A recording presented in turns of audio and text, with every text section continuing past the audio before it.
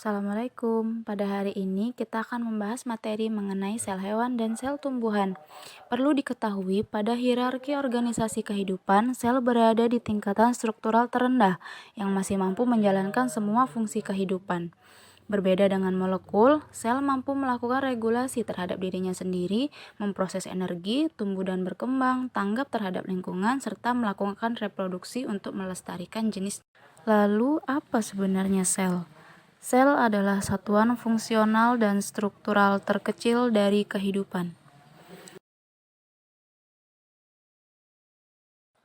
Sebelum membahas mengenai struktur sel hewan dan sel tumbuhan lebih jauh, perlu kita ketahui bahwa sel hewan dan sel tumbuhan adalah sel eukariotik. Apa sih sel eukariotik itu?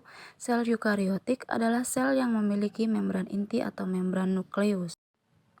Baiklah, kita akan mengenal bagian-bagian sel. Ada membran plasma, bagian terluar sel, ada retikulum endoplasma, benang-benang yang ada di inti sel, ada sitoplasma, cairan sel, ada mitokondria, organel terbesar, ada lisosom, kantong terikat di membran sel, ada peroksisom, kantong berisi cairan enzim, ada ribosom, organel yang padat, dan ada sentriol berbentuk tabung yang bisa ditemukan pada bagian sel eukariotik, ada badan Golgi atau aparatus Golgi, ada nukleus yaitu inti sel.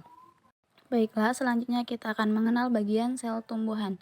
Yang pertama ada membran sel yang merupakan bagian terluar dari sel, ada dinding sel, ada vakuola berisi cairan, ada badan Golgi yang berbentuk menyerupai kantong dan bertumpuk-tumpuk, ada ribosom merupakan salah satu bagian yang menyusun sel tumbuhan, ada retikulum endoplasma, organel yang bertindak sebagai saluran dalam sitoplasma, ada mitokondria termasuk organel yang memiliki struktur kompleks yang berfungsi untuk membentuk energi, ada nukleus yang merupakan inti sel menjadi pusat dari administrasi sel dengan mengarahkan proses metabolisme, dan yang terakhir ada kloroplas merupakan sel yang hanya ada pada tumbuhan.